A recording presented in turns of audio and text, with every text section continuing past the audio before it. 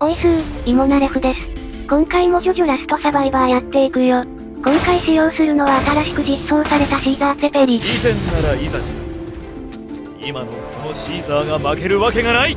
前回のシーズンに実装されたジョセフに続き、今シーズンも第2部から波紋戦士シーザーが参戦。キャラタイプはもちろん波紋タイプでこちらは射撃を得意とする。波紋戦士に共通するスキルとして、L2 ボタンを長押しすると波紋の呼吸を行う。一度押すと画面にインジケーターが表示されタイミングよく L2 を離すことで波紋ゲージが溜まる。波紋ゲージがマックスになると波紋状態となりパワーアップできる。通常攻撃は着弾時に爆発するシャボンを連射する遠距離攻撃。着弾時の爆発は障害物を貫通しダメージを与えることが可能。爆発ダメージは中心部で大きくなり、ブロッキングをされても爆発外周部のダメージが入る。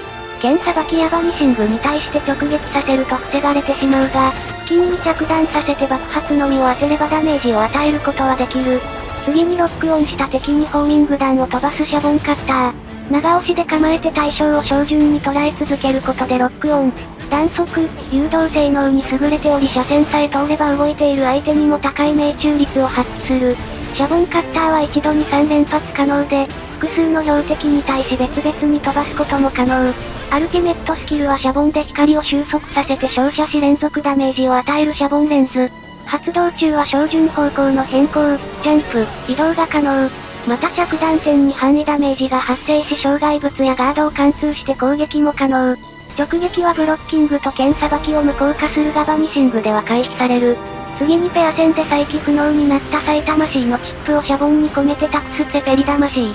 シャボンは相方が触れる、再起不能になる、1分経過するまで割れず、相方がシャボンを触った際の中身はシーザーのレベルに関係なく3枚になる。また敵が触った場合は割れずにダメージを受ける。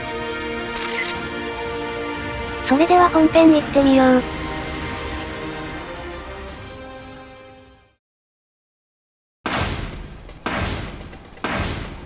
以前ならいざ知らず。今のこのシーザーが負けるわけがない。ラスサバも今月でとうとう5周年。前回のシーズンでまさかの2部からジョセフが参戦を果たし、今シーズンは続いてシーザーの参戦となった。ジョセフが近距離主体の波紋タイプだったのとは対照的に、シーザーは射撃主体の波紋タイプ。これまでの射撃タイプや射撃主体の撹乱タイプのキャラとはいずれとも異なる性能をしている。まずジョセフと同様波紋の呼吸で波紋状態を維持するのが基本。特にシーザーはアルティメット含む全ての攻撃のダメージが波紋状態で上昇する。アルティメットを発動しても波紋ゲージや精神力が回復するといった効果もないので、ジョセフ以上に波紋ゲージの管理が重要。そして通常攻撃やスキルは結構癖が強い。通常射撃はスペック上の合計火力は高いフルオート射撃だが、弾速や集団性の悪さから他の射撃よりもまともにダメージを出せる射程がかなり短い。他の射撃主体のキャラと打ち合ってもまともにダメージ勝ちできないので、至近距離に接近できる状況でもなければ打ち合いは考えない方がいいだろう。通常射撃の本領はやはり着弾時の爆発にあり、建物内にいる敵を壁や床越しに攻撃できる。爆発範囲はそれほど大きくないため、窓を通して標的がいそうな階の下から天井越しに攻撃するのが効果的。フルオート射撃のキャラが苦手とするブロッキングを持つジョータロウに対して強気に打っていけるのも評価点。ポルナレフやディアボロのガードに対しても足元を打って爆風のみを当てれば防がれないが、爆発範囲が小さくて狙いにくいのと集団性の悪さでガードしている相手に当たってしまう場合があるのであまりおすすめできない。シャボンカッターは発動に手間がかかるが車線が通っていればほぼ命中する優秀な追尾弾。こちらはある程度相手との距離が離れている方が誘導性能を発揮しやすい。ただし着実に相手を削れる性能からか時間あたりのダメージは低め。打ち合いで使う際は遮蔽物を利用してあらかじめチャージしておき、撃つ瞬間だけ顔を出してロックオンから発射するようにすれば被弾のリスクを減らしつつダメージを与えていける。このように各種癖が強い技揃いだがアルティメットスキルはもう手放しに強い。ヒット間隔が短く凄まじい火力を誇り最大照射時間の長さから制圧力が高い。そして照準通りに狙えることや着弾点に発生する範囲ダメージによって命中率も高い。射撃系の単体攻撃アルティメットの中では最高峰と言ってもいいだろう。通常戦闘では中距離以上でダメージを出すのが難しいシーザーだが、アルティメットの性能が凄まじいため勝負どころにおいては大きな強みを持っている。さて残り人数は3か。必殺シャボンカッター。途中でポルナレフが脱落して残りの2人はいずれもシーザー。地下にいる最後の1人を放置してあまり消耗戦をしたくはない、が、あそこの敵シーザーはまだやる気のようだな。これ以上余計な消耗をしないためには追い払うか撃破するしかない。とはいえここで正直に打ち合っても勝負が長引くだけだ。それならば、奥義波紋シャボンラッチャー。お前は引っ込んだろじゃねえ。わからんやつだな。シャボンレンズ真っ黒に観光しろ。ここはさっさと一発目のアルティメットを使って倒しておくべきだろう。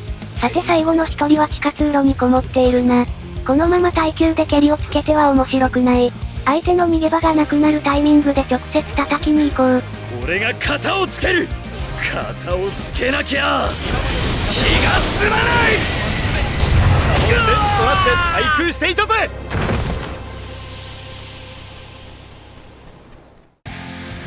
俺は誇り高きツェペリ家の男だ。その血統を受け継いでいる。エリアの縮小が進んだところで一気に打って出てシャボンレンズの照射を叩き込んで勝利。体力的には不利だが相手が満足に動けない分命中精度でこちらに分がある。そして今シーズン追加された神機能。ビクトリーショット撮影中にボタンを押すとキャラをカメラ目線にすることが可能に。これで公式画像のような目線違いのビクショも撮影できるぞ。それでは次の対戦行ってみよう。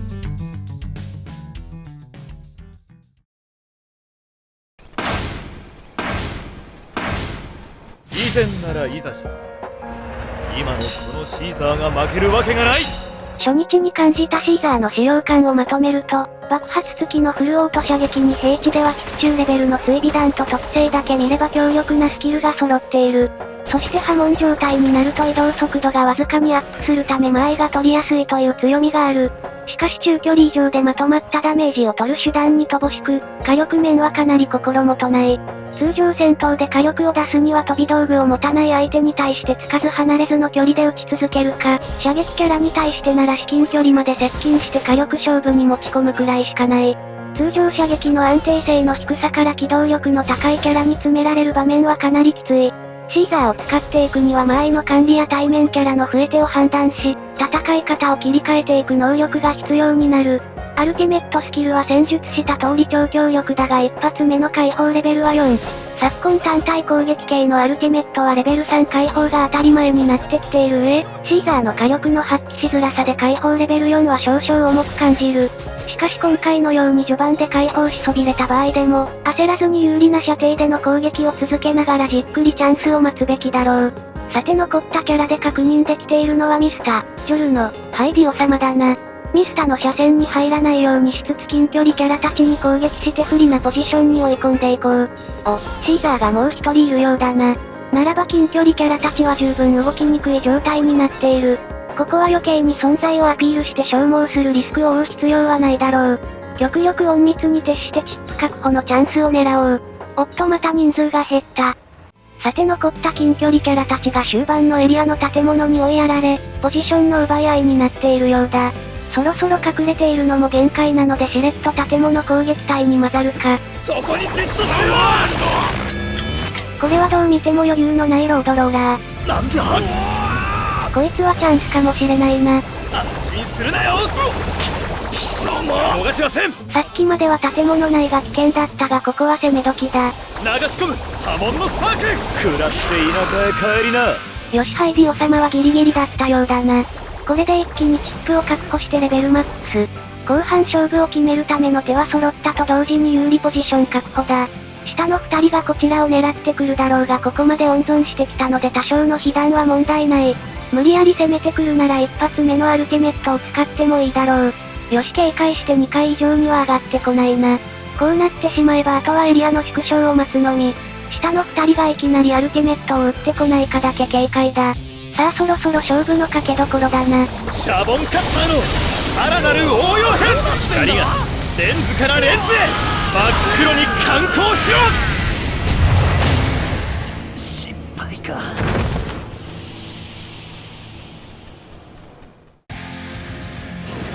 強くならなくては。今の自分よりももっと。というわけでシーザーでした。爆発付きのシャボン連射と高速誘導弾で敵を消耗させ、超強力なアルティメットで一気に決める波紋タイプ。しかし通常戦闘での火力の発揮しづらさから弱点が多くソロ戦では使い手を選ぶキャラだ。射撃主体のキャラということでやはり適性が高いのはペア戦の方だろう。それではご視聴ありがとうございました。